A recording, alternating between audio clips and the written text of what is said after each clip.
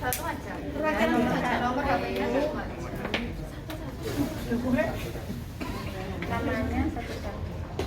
Nomor HP-nya perwakilan.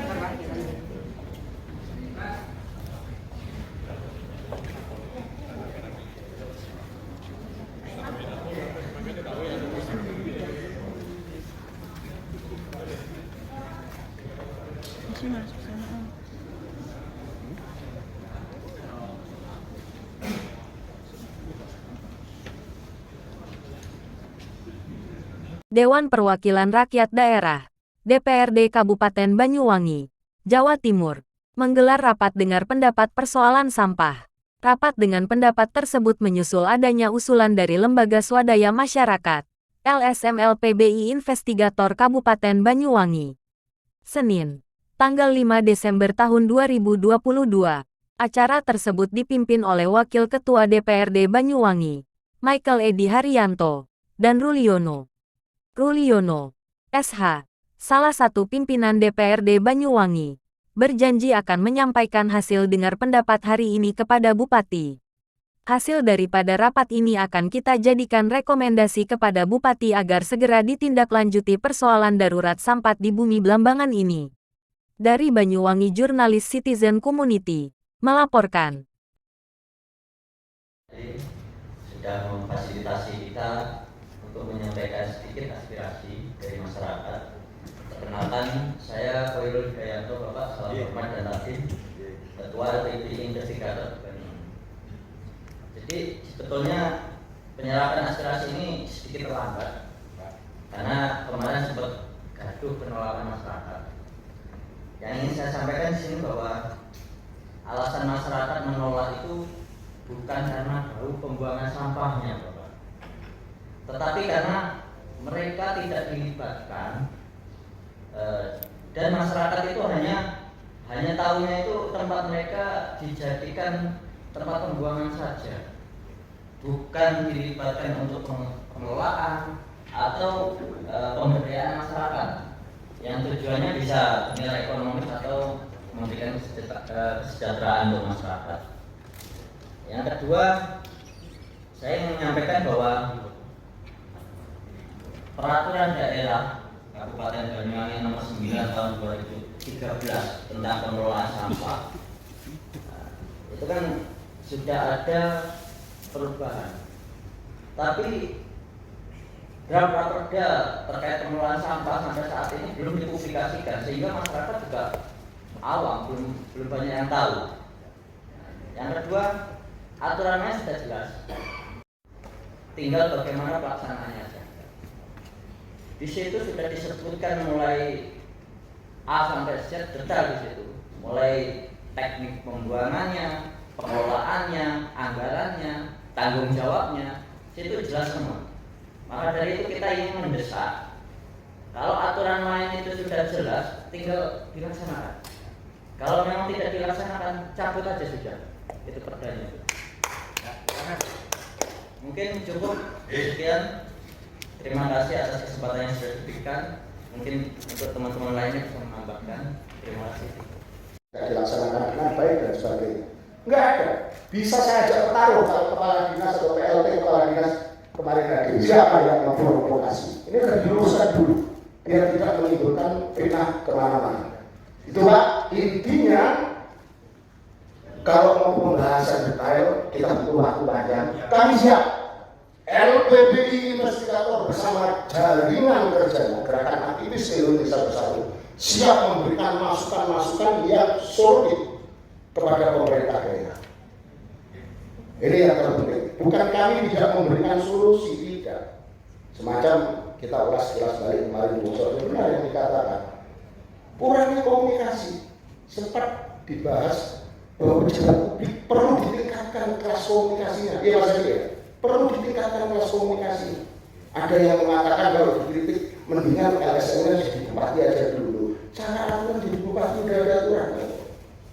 Nah, itu geli ya mendengar hal seperti itu.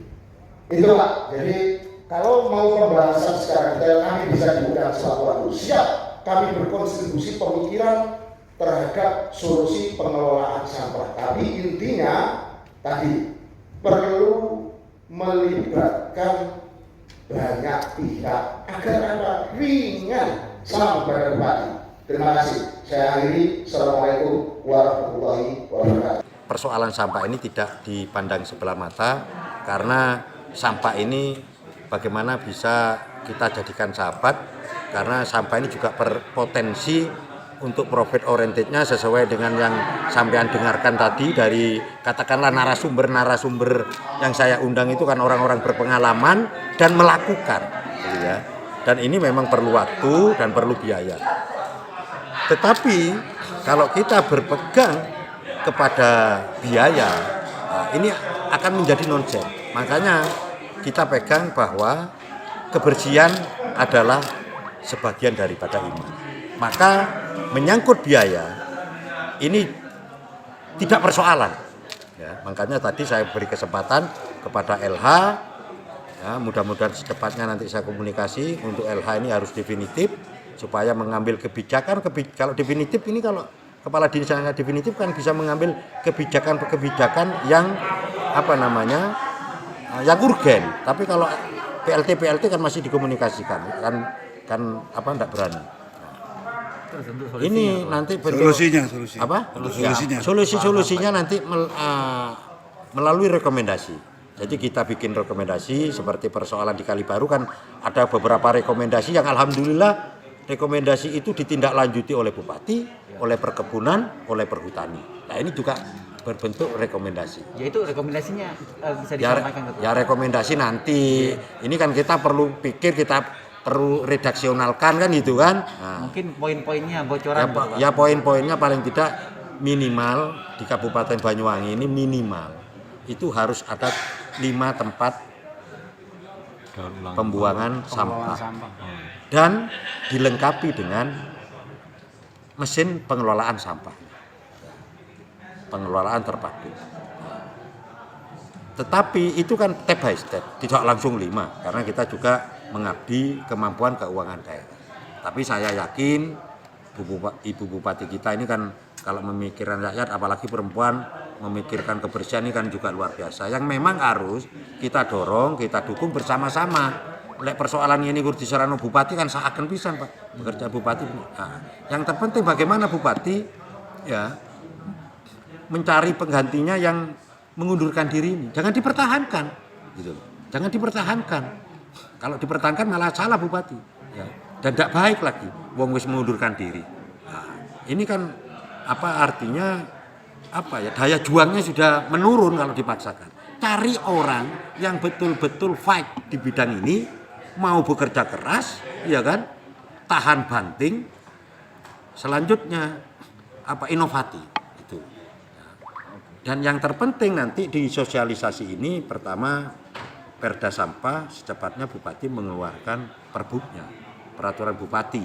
Karena kalau perda ini kan sifatnya masih agak universal.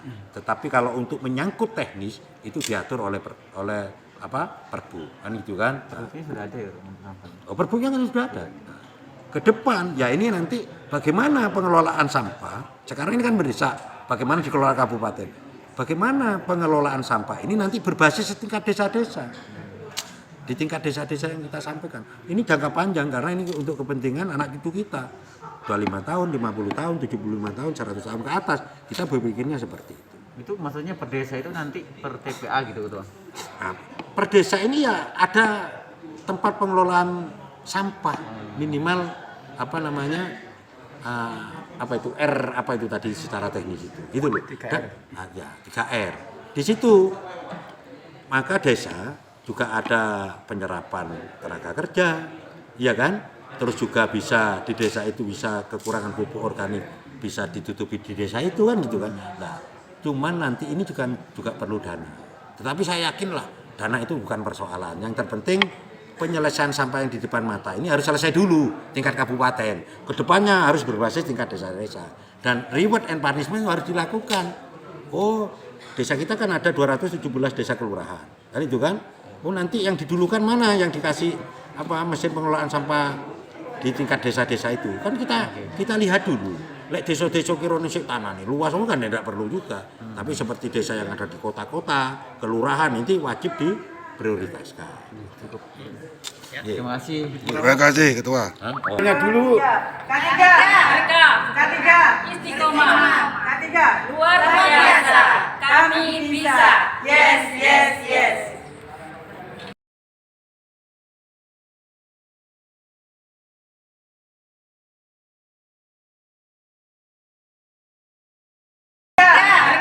Ketiga, istiqomah. Ketiga, luar biasa. Kami bisa. Yes, yes, yes.